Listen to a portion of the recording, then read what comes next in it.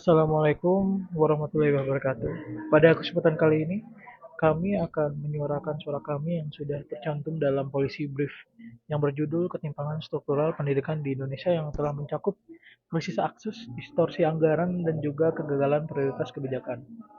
Policy Brief ini ditulis oleh kami para mahasiswa rasa di tahun 2026 yang beranggotakan saya sendiri Melandri Iqbal Valinski, lalu ada rekan-rekan saya yaitu Farelisha Kaila Primananda, lalu ada Adibah Al Sadila Putri, selanjutnya ada Zara Bayu Ramadhani dan juga Ahadika Faurel Juliansyah.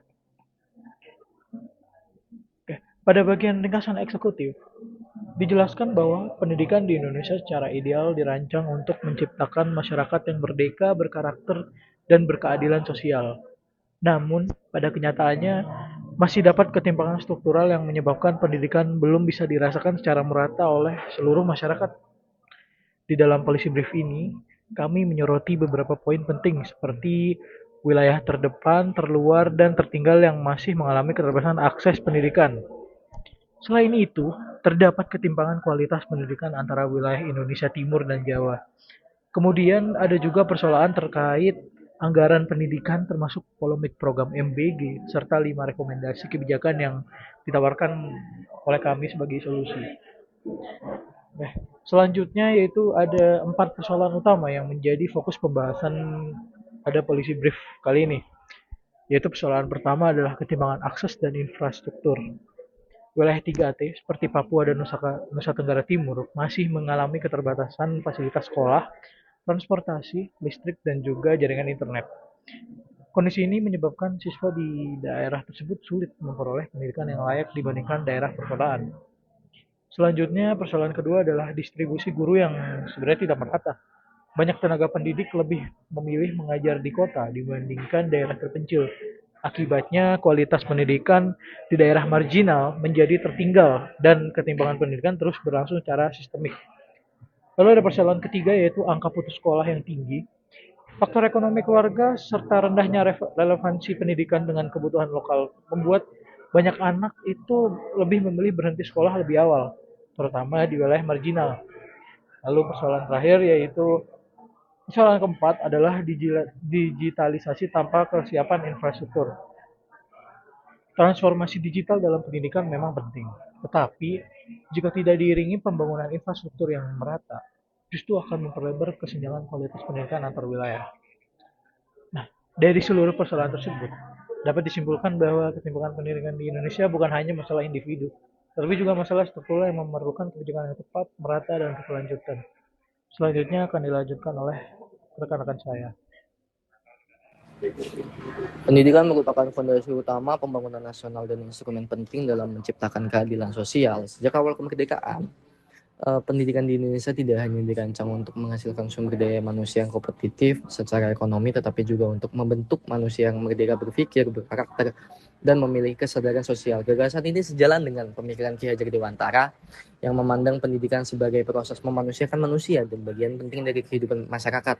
Secara hukum, hak atas pendidikan telah dijamin oleh konstitusi serta berbagai peraturan perundang-undangan, termasuk Undang-Undang Nomor 20 Tahun 2003 tentang Sistem Pendidikan Nasional. Namun dalam pelaksanaannya masih terdapat berbagai ketimpangan yang cukup serius di wilayah 3T atau daerah terdepan, terluar, dan tertinggal. Masih ditemukan sekolah yang fasilitas yang minim, ruang kelas yang rusak, keterbatasan tenaga pendidik, serta akses pendidik yang sulit dijangkau. Berdasarkan berbagai laporan pemerintah, kualitas pendidikan di wilayah timur Indonesia juga masih tertinggal dibandingkan dengan wilayah perkotaan. Kondisi ini menunjukkan bahwa pembangunan pendidikan nasional masih cenderung berorientasi pada daerah perkotaan dan belum sepenuhnya menjangkau wilayah marginal. Selain itu, kebijakan pendidikan selama ini lebih banyak berfokus pada pencapaian indikator administratif dan kuantitatif, seperti angka partisipasi sekolah dan pembangunan fisik tanpa memastikan kualitas serta keberfungsian pendidikan secara substantif. Oleh karena itu, permasalahan pendidikan di Indonesia tidak dapat dipahami hanya sebagai persoalan teknis, melainkan sebagai persoalan struktural yang melibatkan aspek sosial, ekonomi, dan distribusi sumber daya dan arah kebijakan pembangunan nasional. Selain itu, kutipan dari Nelson Mandela sendiri yang ingin saya angkat adalah pendidikan adalah senjata paling ampuh yang dapat digunakan untuk mengubah dunia. Namun, Senjata tersebut hanya akan efektif apabila dapat diakses secara adil oleh seluruh anak bangsa tanpa terkecuali. Ketika akses pendidikan masih ditentukan oleh tempat lahir dan kondisi ekonomi, maka cita-cita keadilan sosial belum sepenuhnya terwujud. Indonesia Emas 2045 akan hanya menjadi slogan politik tiap tahun yang selalu kita dengar jika masih ada ketimpangan pendidikan di Indonesia. Selanjutnya, untuk analisis masalah, permasalahan pendidikan di Indonesia masih menjadi isu struktural yang belum terselesaikan hingga saat ini. Persoalan tersebut tidak hanya berkaitan dengan proses belajar mengajar, tetapi juga dipengaruhi oleh faktor geografis, ekonomi, sosial, dan tata kelola kebijakan negara.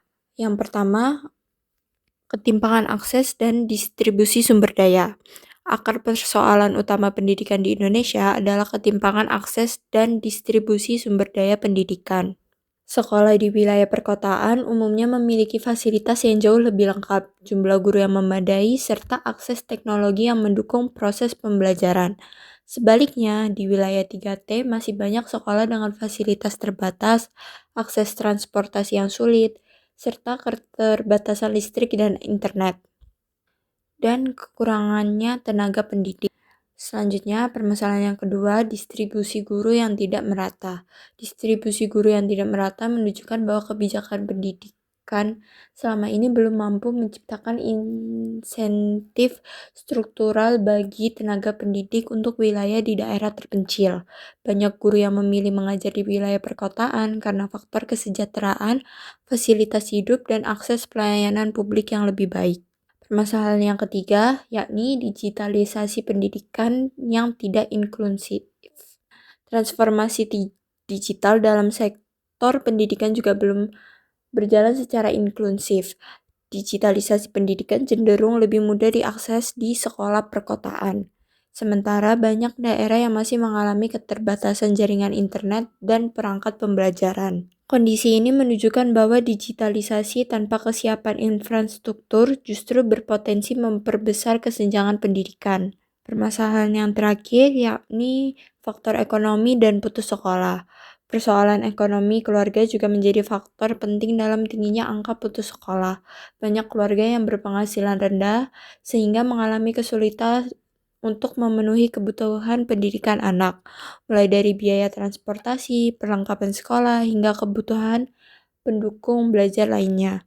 Dalam banyak kasus, anak terpaksa berhenti sekolah untuk membantu ekonomi keluarga. Perspektif Pancasila, dalam perspektif pendidikan Pancasila, persoalan ini berkaitan langsung dengan implementasi sila kelima, keadilan sosial bagi seluruh rakyat Indonesia. Pendidikan bukan sekedar layanan administratif negara, melainkan hak dasar warga negara yang harus dijamin secara setara tanpa diskriminasi wilayah maupun kondisi ekonomi. Alternatif kebijakan atau solusi. Ketimpangan pendidikan di Indonesia tidak dapat diselesaikan melalui pendekatan parsial. Permasalahan ini membutuhkan reformasi kebijakan yang menyentuh aspek infrastruktur, distribusi sumber daya manusia, ekonomi masyarakat, hingga tata kelola anggaran pendidikan.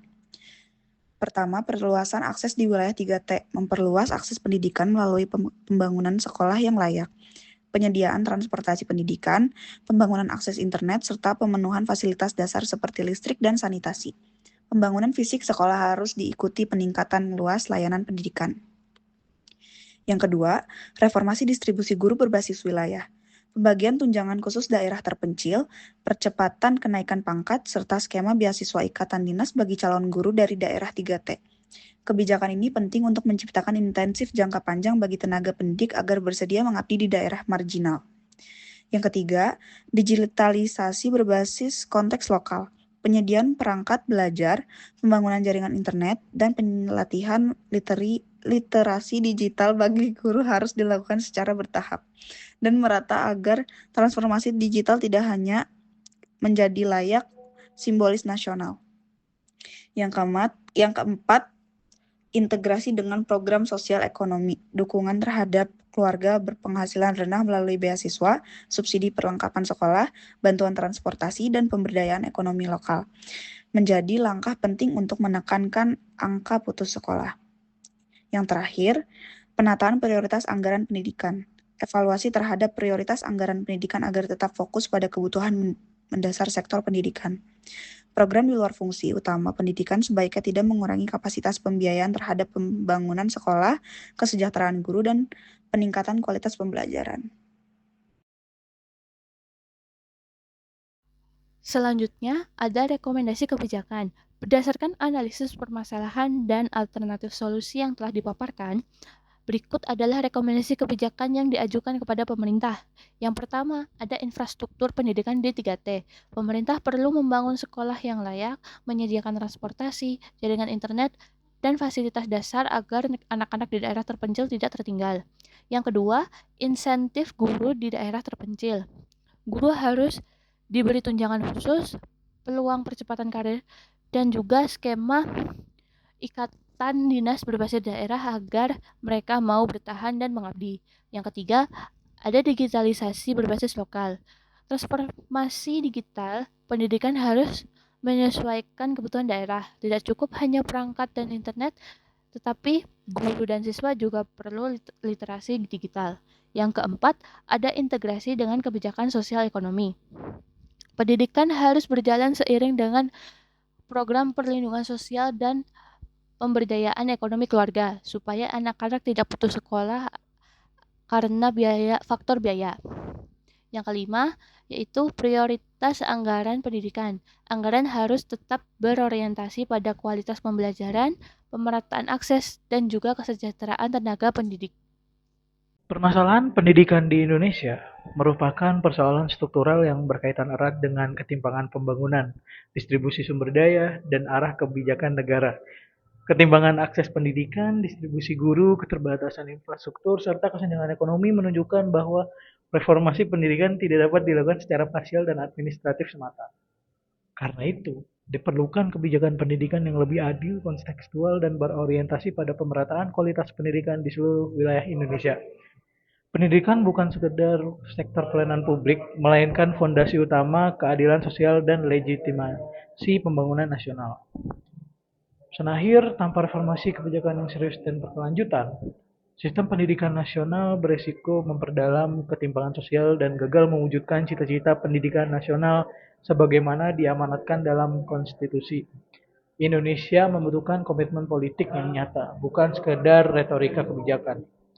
Mungkin itu tadi suara-suara kami, yaitu mahasiswa resah di tahun 2026. Kami pamit undur diri. Wassalamualaikum warahmatullahi wabarakatuh.